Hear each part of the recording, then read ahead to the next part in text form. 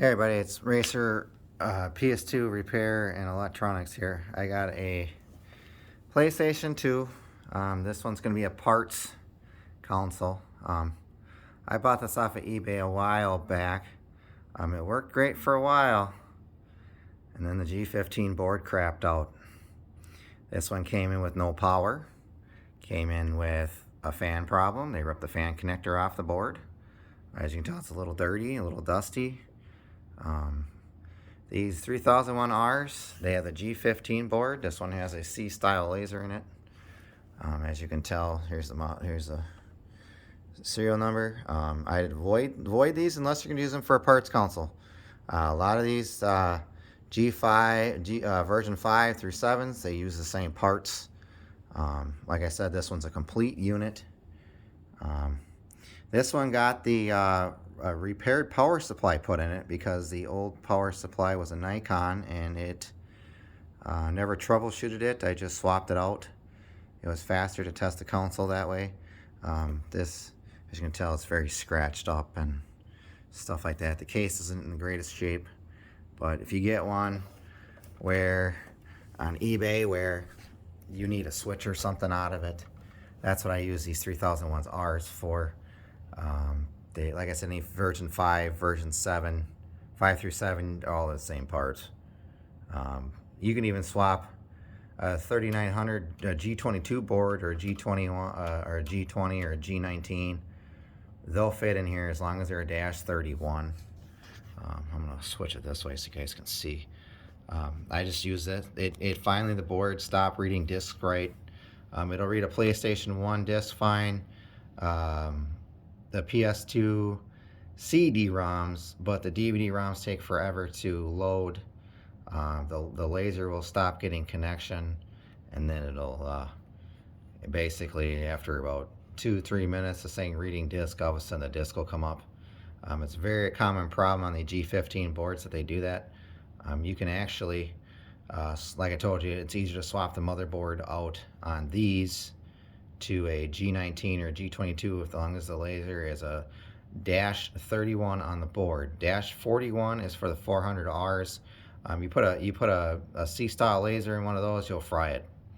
I've done experiments on it. You will fry it, and you took it and put it in the right system, it'll fry. It'll fry the DVD laser diode in the thing. Also, for another tip, when you're buying lasers on eBay, make sure when you get them to make sure that there's a anti-static blob of solder on them. Like I said, I have a ton of them in my inventory right now. I'll have to get them out and show you. You can buy them in bulk on eBay for about 10 bucks a piece if you get them from the right seller. That's how I refurbish my PS2s usually. Like I said, I got a couple coming in that we're going to do some videos on. Maybe a live stream or something, maybe. We'll see, and see if I can get them up and running for you and show you the process that I use to start troubleshooting these. I never clean lasers. It never works. I don't touch the pots. It never works. I just replace the laser. It's cheap. They're inexpensive unless it's a 400R. Those get pretty spendy. I won't replace them. I'll try cleaning them first.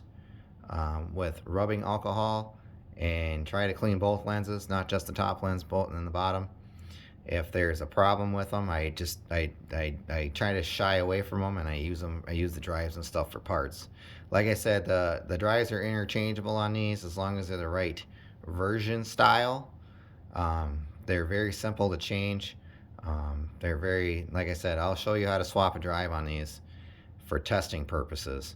I usually have one with a good known laser and all that stuff. But like I said, I try to stay away from the 3001R models unless it's an earlier version with the G13 board or the G10 boards, because the G15 boards they're junk.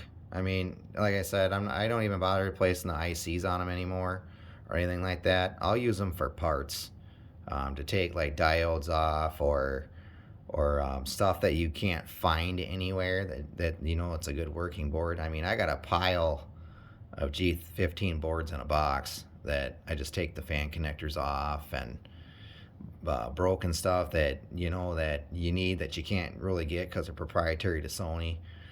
And then once I'm done with that, I just recycle the boards for scrap because that's what they are. They're scrap.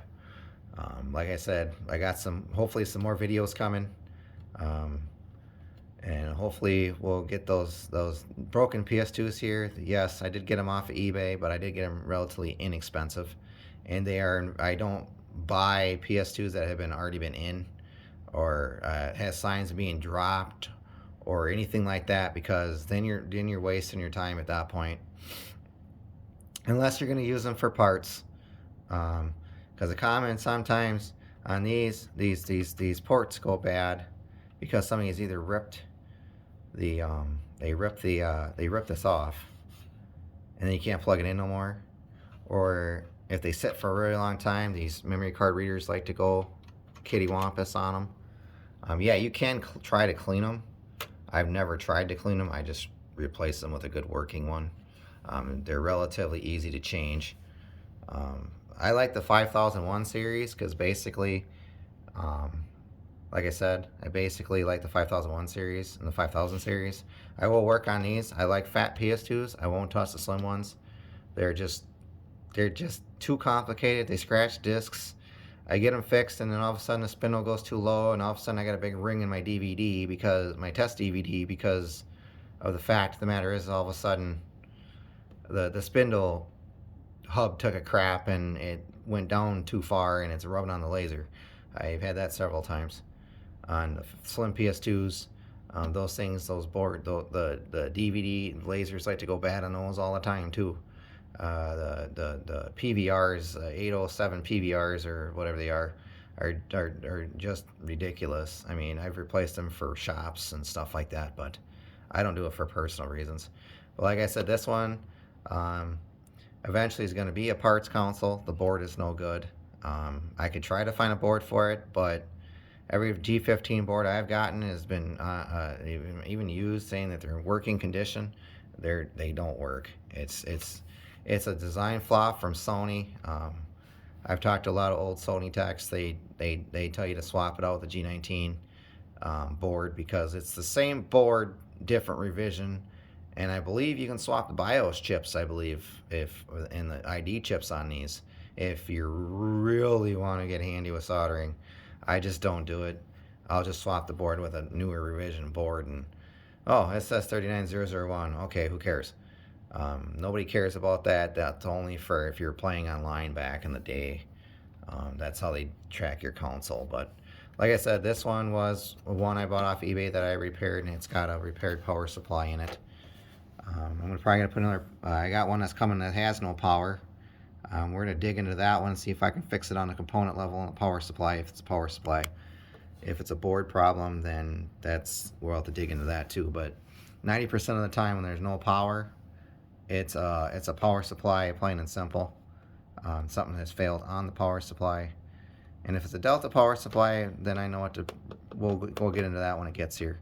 Hopefully we can, get some PS2s. Hopefully this will help some people with some PS2s, and hopefully they'll be here next week. So hopefully I can make a couple videos. I'll see you soon, and like and subscribe, and I'll catch you in the next one.